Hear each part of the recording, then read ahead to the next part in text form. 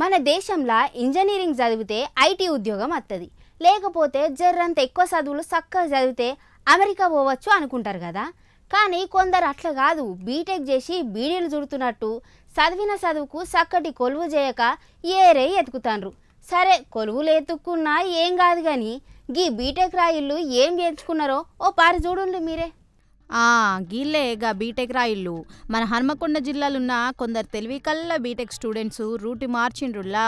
Software కొలువు soft ఏం చేసుకుంటాం అని అనుకున్నారో ఏం పాడైర్రో. గీ ఎండాకాలంలో అడ్ల బత్తాలు కొట్టేస్తే మస్తు పైసలు వస్తాయని ప్లాన్ వేసిర్రు. జల్సాల కోసం అన్నదాతల కడుపు కొట్టిన గీ ఖతర్నాక్ బీటెక్ దొంగల ముఠా కదా. చూసినాక వామో గీ తీర్న సుతం దొంగతనం చేయొచ్చా అని ముక్కునేలేసుకుంటారు జనాలు. బీటెక్ ఫైనల్ ఇయర్ చదువుతున్న దామెర ప్రతీక్ అనేట ఖాళీగుంటే బుర్రకి తిక్కలేసిందో ఏం పాడైందో దోస్తులందరినీ పోయేసి ఒక పెద్ద గ్యాంగ్ కట్టిండు. రాహుల్, అస్లాం, హేమంత్ అనితలతోటి స్కెచ్ చేసిండు. కాలేజీ క్లాసులకు డుమ్మాలు కొట్టి సెల్ఫ్ డ్రైవ్ కార్లను కిరాయికి తీసుకొని రోడ్ల మీద పడ్డరు. ఎక్కడనో అమెరికా దేశాలల్లో డాలర్లు వచ్చి దొంగతనాలు చేసిరని విన్నాం.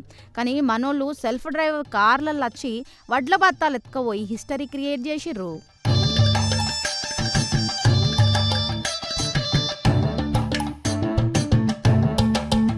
మన ఊళ్ళ ప్లానింగ్ చూస్తే పెద్ద పెద్ద దొంగలకే మైండ్ బ్లాక్ అవ్వాలి. మళ్ళా అయినవోలు, హసన్పర్తి, దామెర, కమలాపూర్, షాయంపేట ఈ మండలాల్లో 7 చోట్ల దొంగతనం చేసిండ్రు ఈ మూతవర్లు.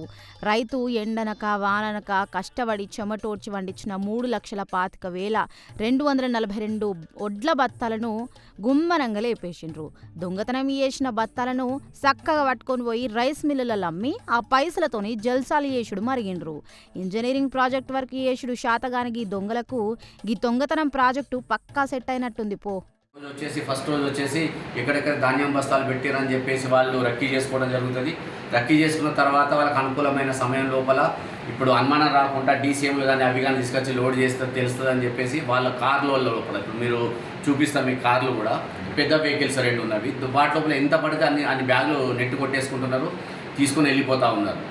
ఈ రకంగా వీళ్ళ బోడస్ ఆపరేండి ఉంది. కాబట్టి మనందరికీ తెలుసు, రైతులు ఆరుగాలం కష్టపడి సంపాదించినటువంటి సొమ్ము సరైన ధరలు లేవని చెప్పేసి, మార్కెటింగ్ లేదని చెప్పేసి రోజు కష్టపడుతున్నారు. రోడ్ల మీదకి వచ్చి ధర్నాలు చేస్తున్నటువంటి క్రమం లోపల మనం చూస్తున్నాం వాళ్ళ కష్టాలు.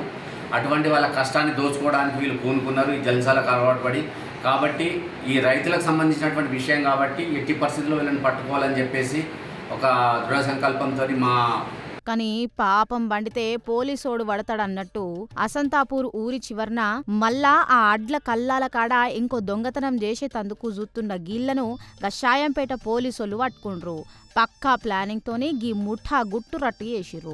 3 లక్షల నగదు, 2 కార్లు, 6 సెల్ ఫోన్లు సీజ్ చేసి పారేసిర్రు. 3 మైనర్లను ఈడిచి తతిమ 5గురిని పట్టుకొని జైల్లో నూకిండ్రు. చదువుకొని మంచి పొజిషన్కి పోవాల్సిన పోరలు ఇప్పుడు జైల్లో ఊచల్లెక్క పెడతారు. చూసిండ్రు కదా, జల్సాల కోసం షార్ట్ కట్ రూట్లు ఎంకితే జీవితం లాంగ్ కట్ అయి సీదా జైలు పాలవుతుంది అనేతందుకు గీ బీటెక్ బ్యాచ్ ముచ్చటే బెస్ట్ ఉదాహరణ. కాలేజీ సీట్లకెంచి సీదా జైలు సీట్లకి షిఫ్ట్ అయిన ఈ బ్యాచ్ గురించి ఇన్నాకనైనా మీ మెదట్ల అసొంటి ఆలోచనలు ఉంటే ఇడిచిపెట్టుండ్రి మళ్ళా.